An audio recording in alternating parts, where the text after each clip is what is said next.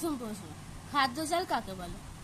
একই উদ্ভিদ বা প্রাণী খাদ্য খাদক সম্পর্কে যুক্ত হওয়ায় খাদ্য শৃঙ্খলগুলি একে অন্যের সঙ্গে যুক্ত হয়ে একটি জালের মতো দেখতে ছবি তৈরি করে, একে খাদ্যজাল বলে। যেমন ধরো, আমি স্ক্রিনে দেখাচ্ছি ছবিটা, এই ছবিটা তোমরা ভালো করে খেয়াল করো, এই ছবিটা হচ্ছে খাদ্যজালের ছবি, ঠিক আছে? তো নেক্সট প্রশ্ন, খাদ্য পিরামিড কি?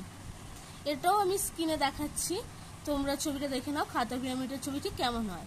এমনকি তোমরা এই ছবিটা তোমাদের বইতেও পেয়ে যাবে, বইতেও কিন্তু ছবিটা দেওয়া রয়েছে। ওকে, তো সংজ্ঞাটা আমি একটু বলে দিই। কি বলছে না, খাদ্য শৃঙ্খলে জীবেদের একটা আলাদা আলাদা ধাপে রাখা হয়। একটা শৃঙ্খলের উদ্ভিদ আর প্রাণীদের এইভাবে নিচ থেকে উপরে ধাপে ধাপে সাজানোর ফলে একটি ছবি তৈরি হয়েছে, এই ছবিকেই বলা হয় খাদ্য পিরামিড। পুষ্টি স্তর বা ট্রাফিক লেভেল কাকে বলে? খাদ্য পিরামিডের একটা ধাপ হলো পুষ্টি স্তর বা ট্রাফিক লেভেল। নেক্সট, 10% সূত্র প্রবক্তা কে? Raymond Lindeman.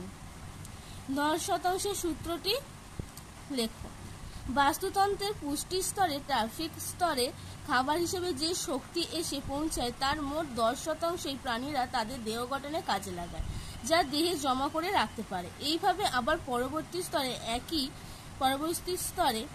10%ই খাদ্যরূপে পৌঁছায়, যা আবার 10% শক্তি পরবর্তী শক্তি স্তরে প্রাণীরা দেহ গঠনে কাজে লাগায়। এই ব্যাখ্যাকে 10% সূত্র বলে।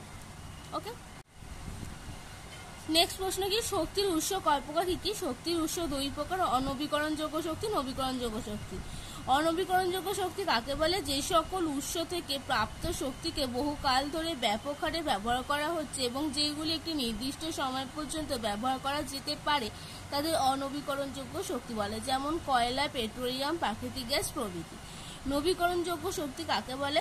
না যে সকল উৎস থেকে প্রাপ্ত শক্তি ব্যবহার তেমন প্রচলিত নয় এবং যে এই শক্তির ভান্ডার ফুরিয়ে যাওয়ার কোনো সম্ভাবনাই নেই তাকে নবীকরণযোগ্য শক্তি বলে, যেমন সৌরশক্তি, বায়ুশক্তি, জলপট শক্তি ইত্যাদি।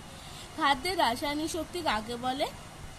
না খাদ্য থেকে শক্তি মুক্ত করার সময় খাদ্যের নানা রকম পদার্থ অনুগঠনে অনেক পরিবর্তন ঘটে এবং কিছুটা শক্তি নির্গত হয়, একেই খাদ্যের রাসায়নিক শক্তি বলে।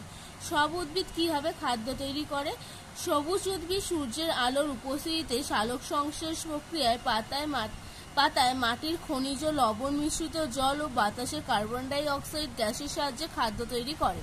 নেক্সট প্রশ্ন, খাদ্যের মধ্যে কোন শক্তি রূপান্তরিত হয় না? খাদ্যের মধ্যে সৌরশক্তি রাসায়নিক শক্তি বা স্থিতিশক্তি রূপান্তরিত হয়।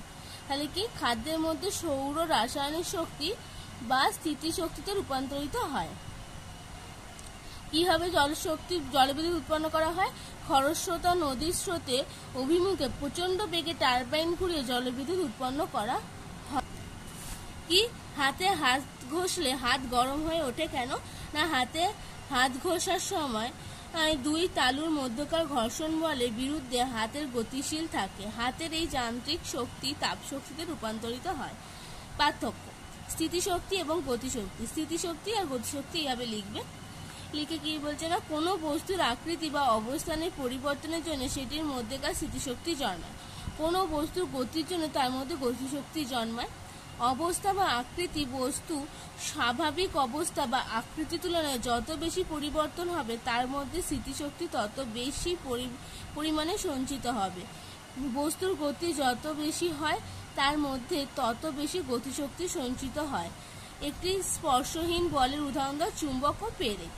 ভিডিওটা যদি তোমাদের ভালো লেগে থাকে অবশ্যই তোমরা বন্ধুদের সাথে শেয়ার করতে ভুলো না।